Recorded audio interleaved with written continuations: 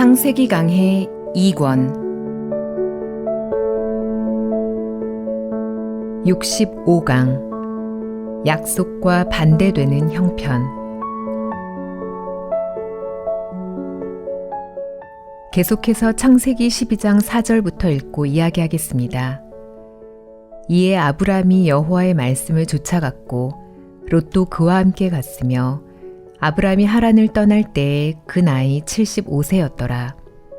아브람이 그 아내 사레와 조카 롯과 하란에서 모은 모든 소유와 얻은 사람들을 이끌고 가나안 땅으로 가려고 떠나서 마침내 가나안 땅에 들어갔더라. 아브람이 그 땅을 통과하여 세겜 땅 모래 상수리 나무에 이르니 그때에 가나안 사람이 그 땅에 거하였더라. 여호와께서 아브람에게 나타나 가라사대 내가 이 땅을 네 자손에게 주리라 하신지라. 그가 자기에게 나타나신 여호와를 위하여 그곳에 단을 쌓고 아브람이 하나님의 약속을 따라 조카 롯과 함께 가나안 땅에 들어갔습니다. 가나안은 하나님의 계획 안에 있는 땅이었습니다. 하나님이 인간을 만드신 후 인간은 죄를 범했습니다. 죄를 범한 인간은 죄 때문에 멸망을 당해야 하지만 하나님은 인간을 구원하기 위하여 커다란 계획을 세웠습니다. 그 계획은 예수 그리스도를 통해 이루어지는 것이었습니다. 하나님은 그 일을 가나안 땅에서 이루기로 뜻을 정하셨습니다. 하나님께서는 약속하신 대로 예수 그리스도를 이 땅에 보내시기 위하여 여러모로 준비하셨습니다. 아브라함의 자손에서 예수 그리스도가 나게 하려고 하셨습니다. 예수 그리스도를 나게 하실 뿐 아니라 그 일을 가나안 땅에서 이루려고 작정하셨습니다. 그렇게 하기 위해 하나님은 아브라함을 가나안 땅으로 들어가게 해야 했습니다.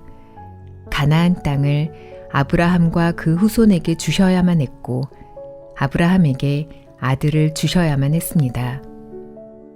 만일 아브라함이 아들을 낳지 못하면 아브라함을 통해 예수 그리스도가 태어날 수 없습니다.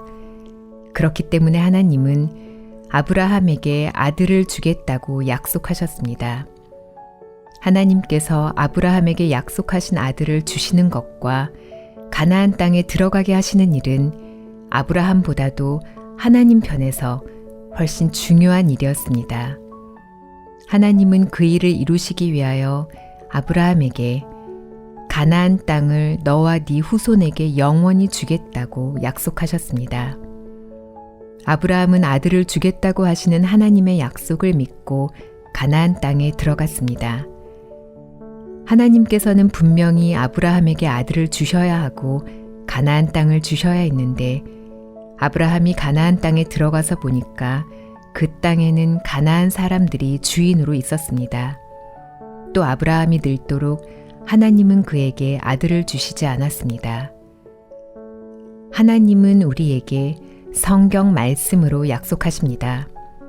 만일 하나님께서 우리에게 성경 말씀으로 약속하셨을 때 그 약속이 곧 이루어진다면 하나님의 약속을 믿지 않을 사람이 누가 있겠습니까? 하나님께서 분명히 말씀하셨는데도 현재 형편을 보면 하나님의 약속이 이루어지지 않을 것 같은 생각도 일어난다는 것입니다. 아브라함이 가나안 땅에 들어갔을 때 그 땅에 아무도 없고 기름지고 복된 땅이었다면 야, 하나님께서 이 땅을 주셨구나 라는 마음을 가졌을 것입니다. 그런데 가나안 땅에 들어갔을 때 그 땅의 주인으로 가나안 사람들이 있었습니다. 성경을 좀 더 읽어보면 아브라함이 아내 사라가 죽었을 때 사라를 장사하기 위하여 돈을 주고 가나안 땅의 일부를 사는 모습을 볼 수 있습니다.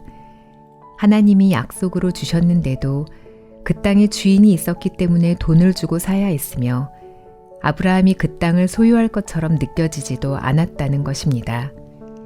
또 하나님이 아들을 준다고 약속하셨지만 아브라함이 99세가 되도록 아들을 낳지 못했기에 하나님의 약속이 이루어지지 않을 것처럼 보였다는 것입니다. 사람은 그런 형편에 있을 때 누구나 하나님께서 하신 약속이 이루어질 것을 믿고 믿고 하나님만 바라보는 것이 아니라 자신의 힘으로 그 일을 이루어 보려고 애를 씁니다. 아브라함이 그렇게 했습니다.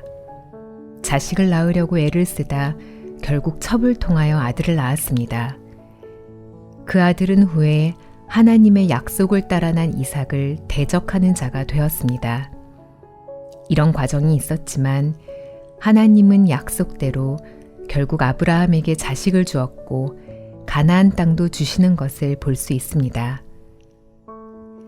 우리가 하나님의 약속을 믿으려고 하면 사탄은 그 약속과 다른 형편을 우리에게 주어서 하나님의 약속을 믿는 믿음 안에 거하지 못하게 합니다. 하나님은 사탄을 내버려 두셔서 우리가 하나님의 약속을 믿는 믿음이 올바른지 시험하게 하셨습니다. 우리가 참으로 하나님의 약속을 믿는 믿음을 가지고 있다면 형편이 어떠하든지 믿음이 변하지 않는다는 것입니다. 변하는 것은 형편이지 하나님의 말씀은 아닙니다.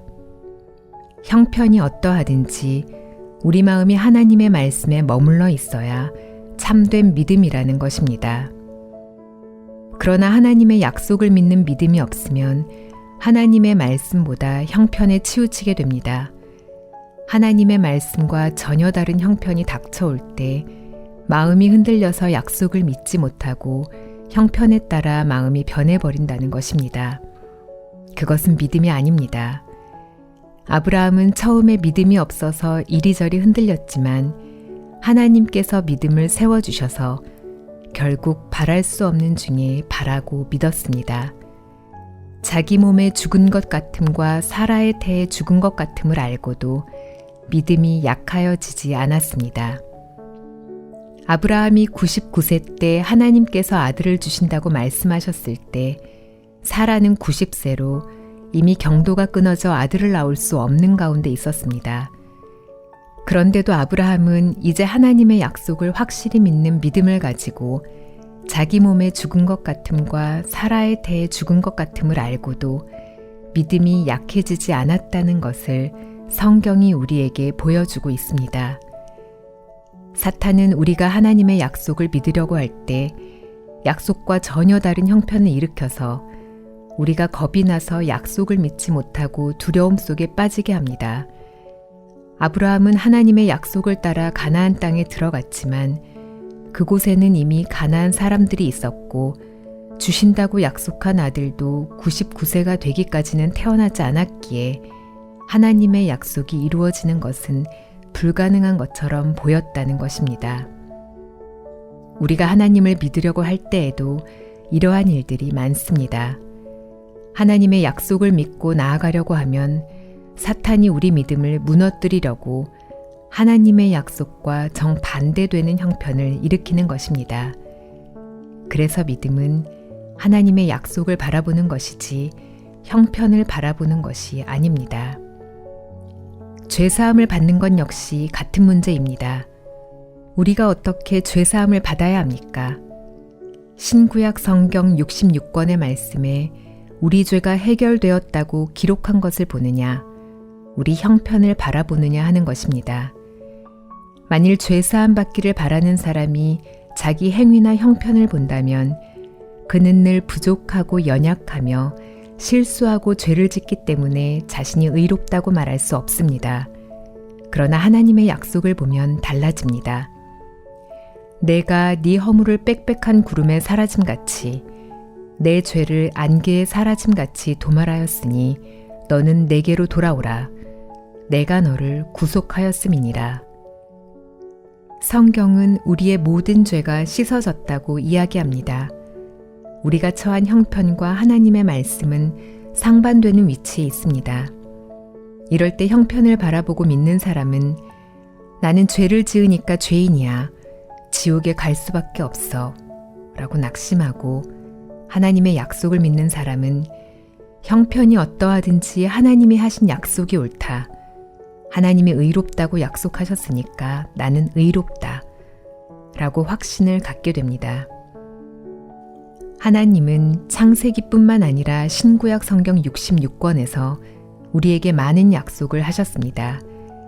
우리 모두 그 약속을 믿는 믿음으로 나아갈 때 그것은 불가능한 것 같고 이루어지지 않을 것처럼 보이지만 약속은 이루어집니다. 예수 그리스도께서 십자가에 못 박혀 죽으시기 전에 제자들에게 당신이 십자가에 못 박혀 죽었다가 사흘 만에 부활한다는 이야기를 여러 번 하셨습니다. 그런데 예수님께서 죽으셨을 때 제자들은 예수님이 부활한다는 약속을 믿을 수 없었습니다. 저렇게 피를 흘리고 죽은 상태에서 어떻게 부활할 수 있을까? 그러나 사흘이 되었을 때 어떻게 되었습니까? 그들이 본 형편대로 예수님이 살아나시지 못했습니까? 아닙니다. 말씀하신 대로 살아나셨습니다. 중요한 것은 하나님이 약속하신 말씀은 믿으면 그대로 이루어진다는 것입니다. 그러므로 주를 믿는 사람들은 형편을 쳐다보지 말고 하나님의 약속을 믿는 믿음을 가져야 합니다. 여러분은 오늘 성경을 읽었습니까? 성경을 읽을 때 성경에서 하나님의 약속을 발견하기를 바랍니다. 형편이 어떠하든지 하나님의 약속이 이루어질 것을 믿길 바랍니다. 하나님은 마음에 의심하지 않는 사람을 사랑하십니다. 그런 사람이 믿음의 사람입니다. 여러분이 헌금을 많이 드리고 일을 많이 하는 것보다 말씀을 믿는 분들이 되기를 바랍니다.